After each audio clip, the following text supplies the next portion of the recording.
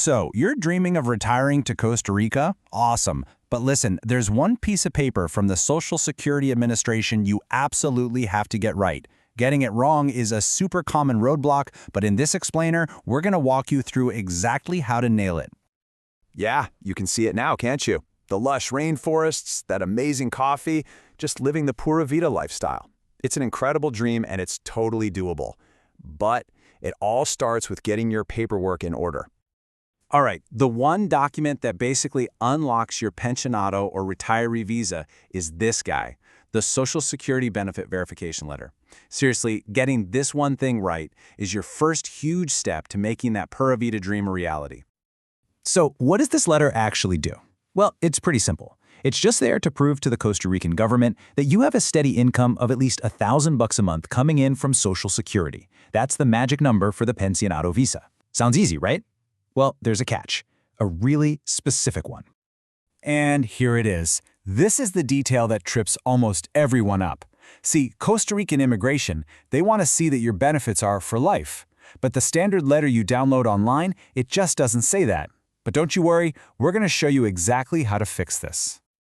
Okay, so first things first, you got to get that basic benefit letter. And trust me, forget calling, forget waiting for something in the mail. The absolute fastest and easiest way to do this is to go straight to the Social Security Administration's website. Okay, right off the bat, you're going to have to make a choice, login.gov or id.me. And here's the deal, it's actually pretty simple.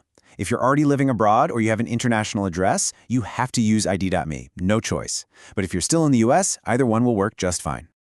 Now, creating the account itself, super simple. It'll take you, less than 10 minutes? You just pop over to the SSA website, pick your login method, and just follow the prompts. They'll ask you to prove you are who you say you are, maybe with a driver's license, and then you set up your security. It's a one-and-done kind of a thing. All right, so once you're in, finding the letter is a piece of cake. You'll head over to a section called Replacement Documents, click on Get a Benefit Verification Letter, and you can even tweak it a little before you save it as a PDF. And just like that, you have the basic document. But remember, this is just step one. Okay, so you've got the letter. Now comes the really important part. We have to get it authenticated, basically certified, so it can be used internationally. And this right here is where we solve that whole for life problem I was talking about. And this brings us to the most important question of this whole process. It's a real fork in the road. Where are you right now? Are you already in Costa Rica, or are you still back in the United States? Your answer completely changes what you do next. As you can see, these two paths are totally different. If you're already in Costa Rica, lucky you get to use the super simple and fast embassy method.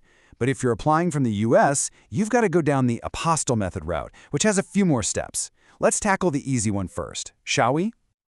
Okay, if you are lucky enough to already be in Costa Rica while you're doing this, this is without a doubt the way to go. It's fast, it's efficient, and it was pretty much designed to solve this exact problem. And the process? Oh, it's wonderfully simple. You just shoot an online inquiry to the U.S. Embassy's Federal Benefits Unit. They call it the FBU. Someone from there will get in touch to verify it's you, and then boom! They email you the certified letter. And get this, it's already in Spanish and ready to hand in. I mean, look at this. This method just solves everything in one shot. You don't need an apostille, you don't need a notary. It comes pre-translated into Spanish. And, most importantly, the embassy automatically puts in that magic for life language that immigration needs to see. It is the perfect all-in-one solution. Seriously. All right, now let's talk to everyone who's handling this from back in the United States. Your path is going to be a little different.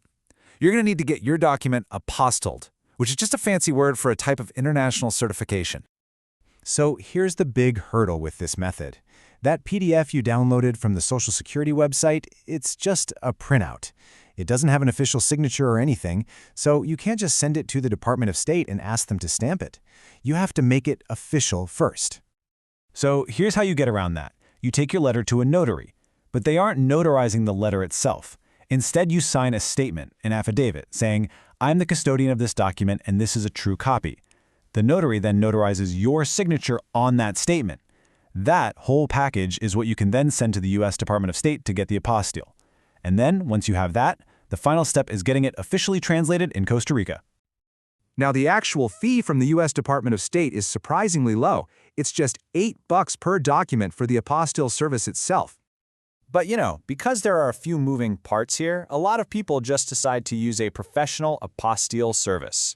They'll handle the notarization, the submission, the shipping, all of it for you. And yeah, it'll cost you somewhere in this range, but honestly, it can be totally worth it just to make sure you don't make any mistakes.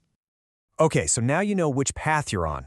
Before we wrap up, let's go over a few essential pro tips. These are going to help you avoid some really common headaches and make sure your application goes as smoothly as possible. All right, 3 quick things, but they are absolutely crucial. First, timing. Don't get your letter too early. It's only good for 6 months, so plan accordingly. Second, once you have your final authenticated documents, make copies of everything. You never know. And third, and listen, this is probably the most important tip of all, hire a good Costa Rican immigration lawyer. They are worth their weight in gold when it comes to navigating the local system.